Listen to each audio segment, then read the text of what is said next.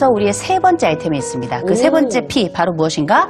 Professionality라고 하는 거예요. 긴 단어는 쓰지 않아요. 자, 그러면 Professionality는 뭔가 전문성이란 뜻이죠. 그죠? 전문성을 갖추라는 건데 그것이야말로 노우가 하우가 되는 비결일 겁니다. 결국은 이 전문성이라는 건 기술을 바탕으로 하는 거예요. 네. 기술이라는 게 뭐 어마어마하게 뭐 테크놀로지 뭐 이런 게 아니라 아주 사소해요. 세상은 원래 사소한 게 세상을 뒤집는 겁니다. 그렇죠? 그렇다면 우리에게 필요한 그 사소한 기술은 영어로 우리가 스킬이라고 부를 텐데 일상적으로 쓸 수 있고 누구에게나 사용이 가능한 바로 그 기술 오늘 세 가지를 좀 살펴볼 겁니다. 네. 어떻게 보면 이게 핵심이겠네요. 그렇죠. 네. 오늘의 핵심의 그 아주 실천적으로 할 수 있는 세 가지 프로페셔널리티, 전문성의 세 가지일 텐데 프로부머가 되고 싶으세요? 지금부터 세 가지를 기억하시기 바랍니다. 그런데 적을 필요가 없어요. 너무 쉬워. 너무 쉬워요. 첫 번째 뭔가 칭찬이에요. 칭찬. 칭찬은 너무너무 중요한 건데 이게 왜 중요하냐?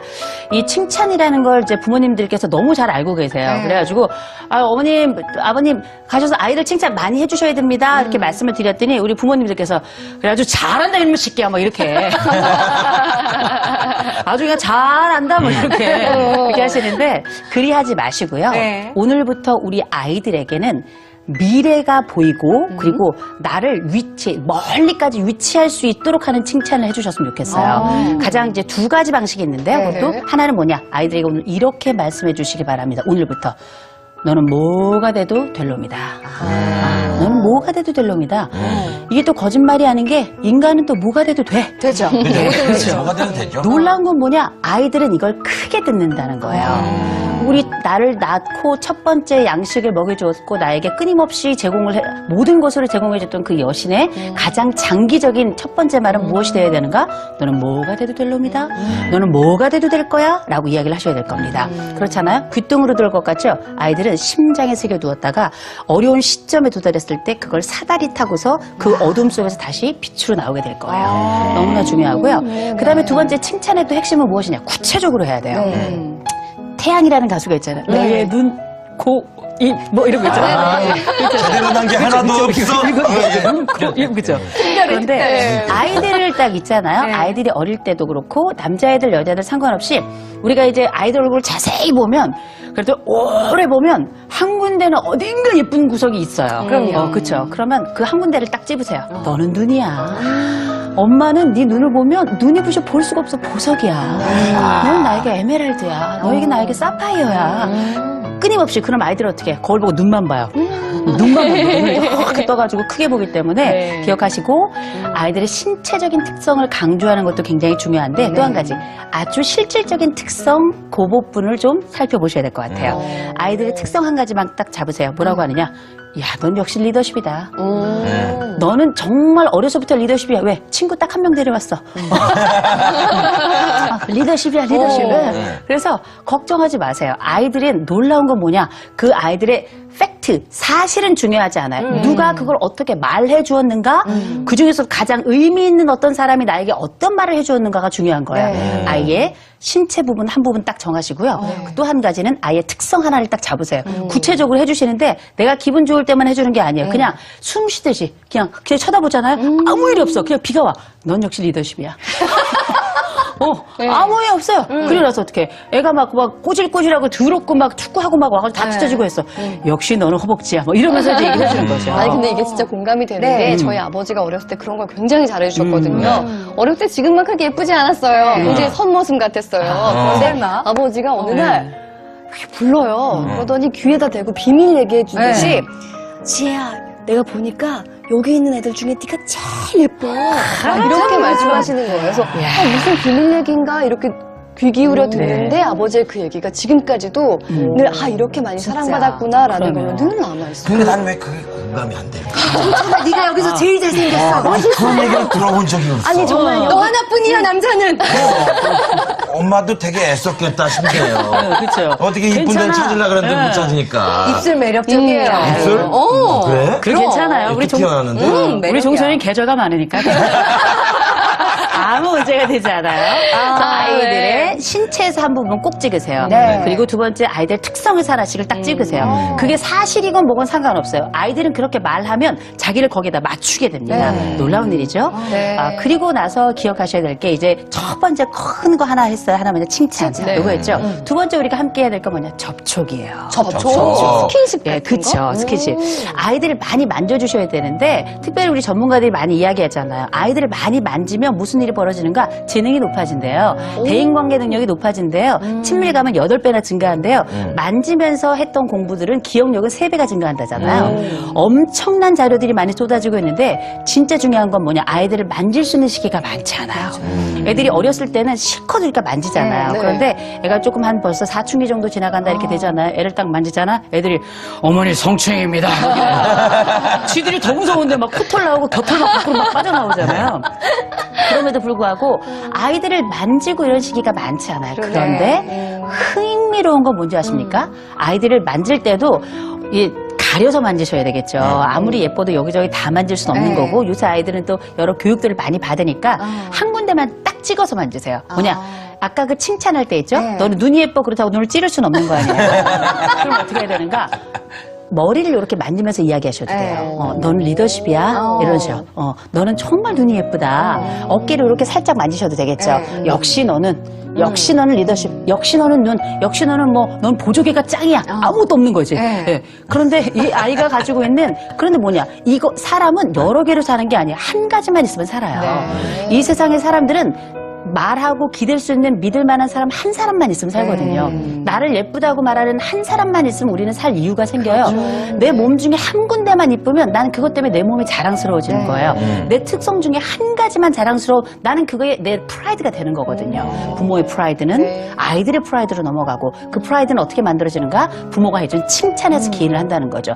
괜히 칭찬을 하라는 것이 아니라 이런 특정한 과정이 우리 아이들을 하나씩 이렇게 인격의 돌을 쌓아서 그 집을 만들듯이 그렇게 형성해 가는 거거든요. 우리 건희님이 칭찬에 인색한 엄마라 갑자기 칭찬하면 아이가 이상해할 듯해요. 그렇죠.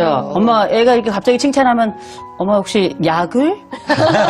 감기약을? 뭐 이렇게 하실 텐데 그런데 기억하세요. 부모이니까 이게 가능한 게 뭐냐?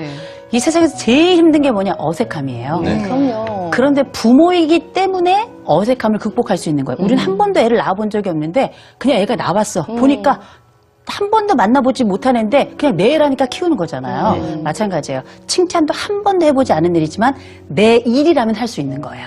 그럼요. 그래서 한 번 용기를 내신다면 그 다음부터는 조금 더 수월해지고 한 3주 정도만 꾸준히 하시잖아요. 아유 이제는 이게 우리 엄마가 그냥 하는 건가 보다 하고 3주 뒤부터는 기다립니다. 이렇게 하고 엄마 할 얘기 없어? 그럼 어떻게? 역시 넌 리더십이야. 쓱 이거 가야 되는 거죠. 놀랍게 우리 인간은 복잡한 것 같죠? 한 번도 인간은 복잡한 적이 없었습니다. 현미경으로 보지 않는 한 인생은 복잡하지 않아요. 늘 단순하고 때로는 굉장히 간단합니다. 심플하게 보셔야 될 것 같아요. 그렇지 않으면 자식 키우는 거 세상에서 제일 힘든 일이잖아요. 그렇죠. 그러면 우리가 힘들다 느낀다면 그건 프로가 아니라고 볼 수 있죠. 즐기는 방법을 찾아가는 겁니다. 그래서 즐길 수 있는 두 번째 방법을 제가 접촉 이야기를 하신 거예요. 아니 예. 근데 진짜 뭐 프로부모 맞다고 생각하십니까 하셨을 때 우리 정종철 씨가 손 들었잖아요. 네. 자신 있게. 근데 이 칭찬과 접촉에 있어서는 정종철 씨가 진짜 잘 알고 계실 것 같아요. 이거는 제가 되게 아니 제가 이거 오히려 쓰면서 제가 이렇게 엄지손가락을 제가 이렇게 그렸어요. 네네. 근데 왜 그러냐면 제가 우리 아이들한테 주로 하는 게 이거거든요.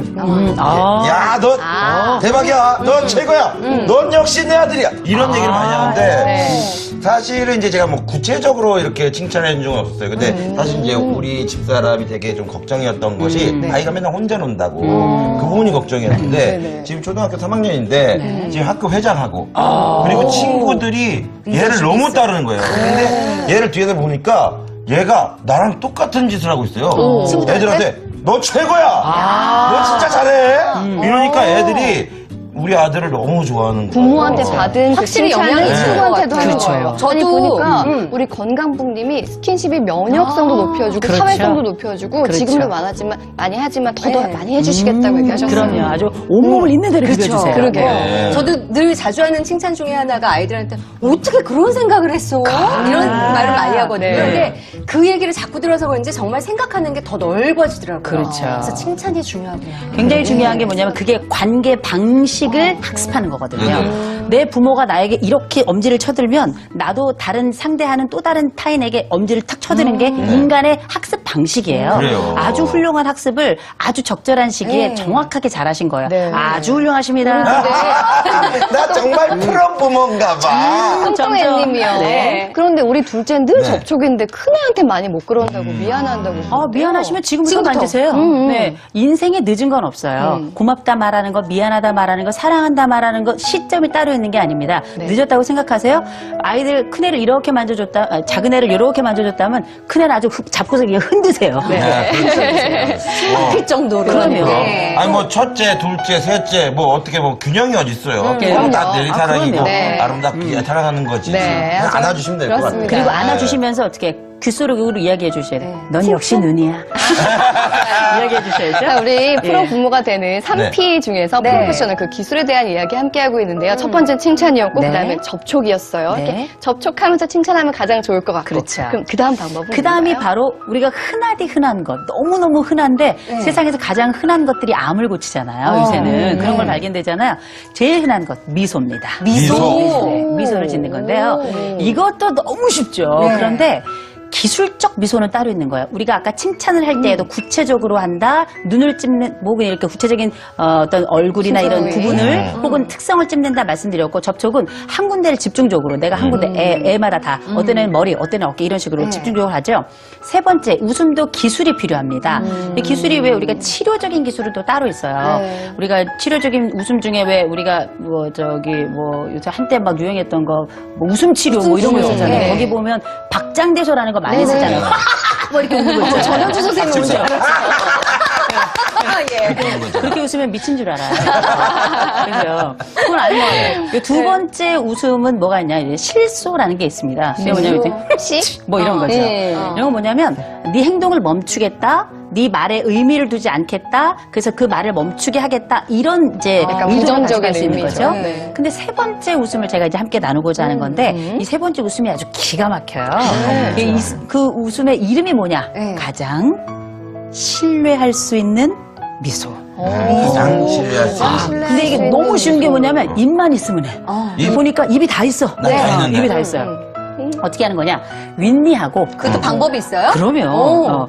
우리가 하우라 그랬잖아요. 네. 그죠? 윗니하고 아랫니 사이에 빨대를 살짝 물었다 생각하시고 입 끝만 올리는데 진심은 빼세요. 진심은 개나 줘버려. 왜냐? 예쁘다. 아이들은 우리 네. 보이는 게 다예요. 들리는 게 답니다. 아이들이 우리가 웃으면 엄마가 나를 좋아한다고 판단을 해요. 그리고 나는 안정감을 느끼는데 이게 왜 가능한 거냐? 우리가 아이들을 키우다 보면 7개월에서 18개월 사이 낯가림하는 시기가 있어요. 요 시기 이 아이들이 딱 그냥 엄마한테 매미처럼 들러붙어 있거든요. 그런데 이 아이들이 그냥 매미가 아니야. 요만큼 나갔다 들어오는 매미야. 또 요만큼 나갔다 들어오는데 아이들이 나가는 이유는 뭐냐? 뒤를 딱 돌았을 때 나를 향해서 딱 웃고 있는 엄마가 있고 그 엄마를 우리는 안전한 대상이라고 불러요. 그 엄마가 팔을 쫙 벌리면 이걸 안아주는 환경이다라고 불러요. 이 안아주는 환경은 뭐냐? 인정이에요. 안아주는 환경은 뭐냐? 수용이에요.